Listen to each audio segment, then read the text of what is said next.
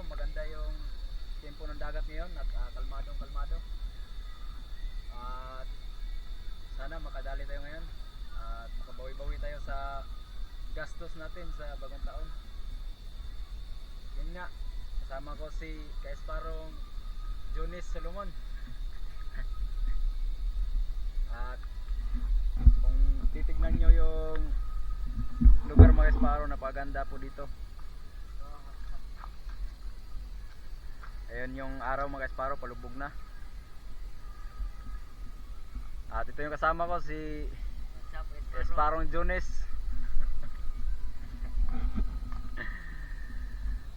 Ayun yung nakita nyo yung isi lang yung mga Esparo, yan po yung ano, Maripipi. At yung dito side, yan na po yung ano, Kawayan papunta doon sa Nabal proper. At ito nga yung unang pagbabalik natin sa pamana dahil mga ilang gabi rin tayo hindi nakapamana. Gawa nga nung sunod-sunod yung mga okasyon mula nung magpapasko at bagong taon mga Esparo.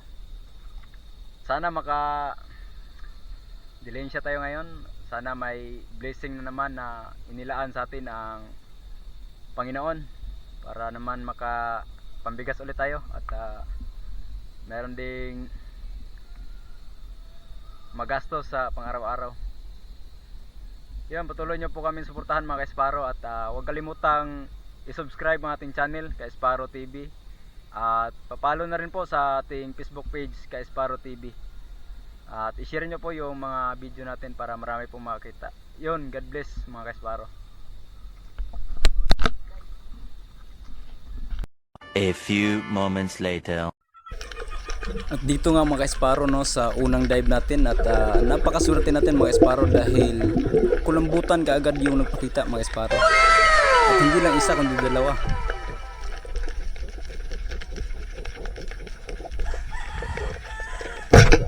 Yun sa pool mga Esparo. Kaya lang hindi natin nabitik mga Esparo kaya nakabuga siya ng ata. At nagpupumiglas mga Esparo. Grabe, napakaswerte natin ngayon mga Esparo dahil kakalubog lang natin. Dalawang fish kaagad o kulambutan ang ating nakita mga Esparo. At nag-reload kaagad tayo dyan mga Esparo. At hindi na natin tinanggal yung una nating napana para mapana rin natin yung isa. Yun sa pool. So balik dalawa na sila mga Esparo. At good size na to mga Esparo. Nasa mahigit 1 kilo na yung bawat isa nito mga Esparo. Grabe pag siniswerte ka nga naman. Ito po yung unang lubog natin sa unang araw, unang gabi ng taon 2025. At yun, sigurado na ang pambigas natin ito mga Esparo at meron na tayong mga gastos sa pang-araw-araw. At yun nga, buwing-buwi rin yung mga nagastos natin sa mga nagdaang okasyon mga Esparo mula ng Pasko at bagong taon. Grabe, nagulat ako. Una ko nakita yung isa lang mga Esparo, tapos nung akmang sisisid na sana ako dahil papanain ko na, napansin ko dalawa pala sila mga Esparo. Kaya yun, napakaswerte natin mga Esparo. At yun nga, huwag pong kalimutan na mag-subscribe mga Ka-Esparo sa ating channel Ka-Esparo TV. At pakipindot na rin yung notification bell mga Ka-Esparo para updated kayo lagi sa video natin na upload. At pakipalo rin mga Ka-Esparo yung Facebook page natin Ka-Esparo TV. Yun, at pakishare na rin po mga Ka-Esparo para marami pang makita ng ating mga video na in-upload. Thank you Lord sa biyaya na yung binigay.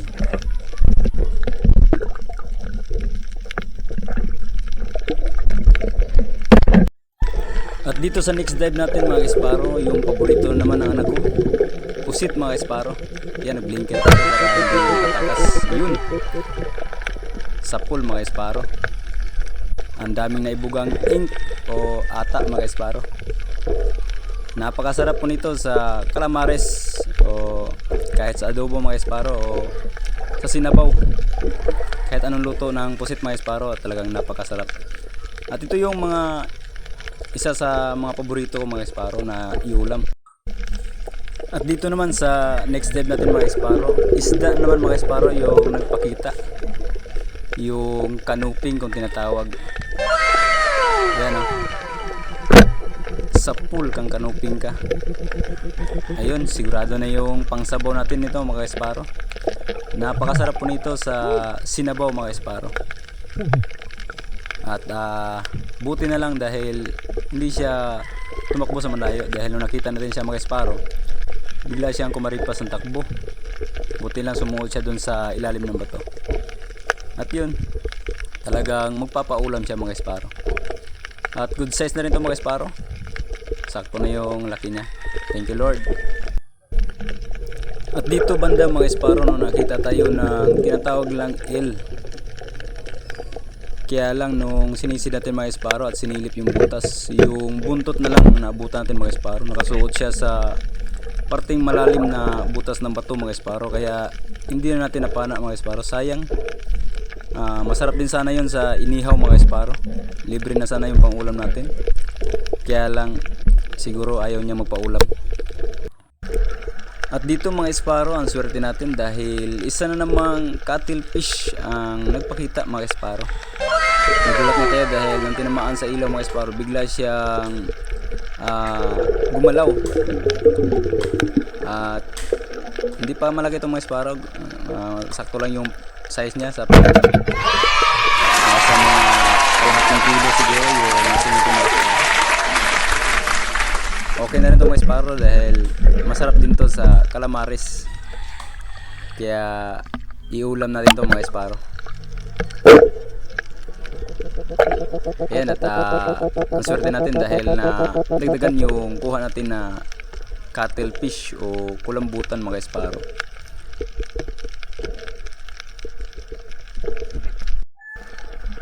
At dito nga sa next dive natin mga esparo, cuttlefish na naman yung nagpakita mga esparo.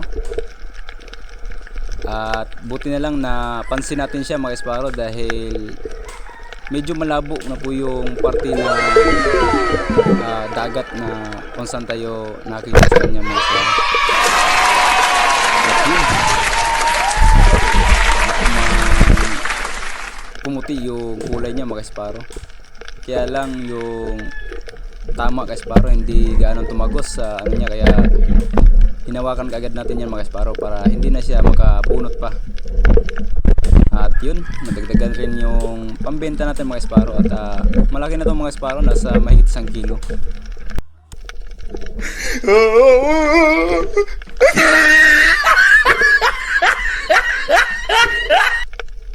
Nilapitan natin yung pusit mga esparo, biglang kumaripas ng takbo mga esparo. At yun, hinabol ko mga esparo at ayaw niya talagang huminto mga esparo, talagang dire-diretso na yung takbo niya. Sayang mga esparo dahil dagdag pang ulam na rin sana yun. Sinubukan ko talaga hanapin, hindi ko pinatay yung blinker, kaya lang wala na talaga. Sayang. Nagulat kasi tayo mga esparo dahil bigla siyang sumalubong sa ilaw. At dito nga mga esparo, cuttlefish o kulambutan naman mga esparo yung biglang sumalubong sa atin mga esparo. At yun nga, bigla siyang sumalubong sa ilaw natin at nagulat tayo, akala ko nga pusit. At yan, tinunan mo natin ng video mga esparo. Yun, sakto mga esparo. Kaya lang hindi nagitok mga esparo, kaya ang dami yung maibugang ink o ata mga esparo. At yung size nito mga esparo nasa 3/4 siguro. At good size na rin ito mga esparo. Pwede na to sa pang-ulam mga esparo. Ang sarap pa naman ito sa calamares o di kaya adobo sa gata mga esparo. Kahit sa inihaw mga esparo, napakasarap nito sa inihaw. At talagang lalambot yung laman niya mga esparo kapag inihaw yung luto sa kanya. Ayun, thank you Lord dahil naragdagan naman yung kulambutan nating nakuha mga esparo. At yun, medyo marami-rami na yung ating maiulam nito. At bukod sa pang-ulam, meron na rin tayong pang-benta mga ka-esparo. At napakaswerte natin unang gabi ng taong 2025 dahil naglabasan talaga yung blessings na mula sa Panginoon mga ka-esparo. Yun, thank you Lord sa biyaya na yung ibinigay sa amin ngayon. Sa iyo lahat na pasalamat. At dito nga sa last dive natin mga ka-esparo, kulambutan naman ang nagpakita mga ka-esparo. Malayo pa lang nakita natin mga ka-esparo. Ayan o. Nagkulay bato pa siya mga ka-esparo. Kaya lang kita pa lang dito. Yun. Nagbutik mga ka-esparo. Nagkulay puti yung buong katawan niya mga ka-esparo maliban sa ulo. Butin lang mga ka-esparo no dahil doon talaga tayo napadaan sa spot kung saan siya nakapwesto mga ka-esparo dahil yun nga yung dagat ngayon mga ka-esparo medyo malabo yung dagat, hindi gaano umabot sa malayo yung flashlight natin mga ka-esparo. At yun ang swerte natin mga ka-esparo dahil naglabasan yung cuttlefish o kulambutan mga ka-esparo sa gabing ito. At yun, thank you Lord dahil meron naman tayong pambenta mga ka-esparo. Bukod sa pambenta, meron din tayong pang-ulam mga ka-esparo.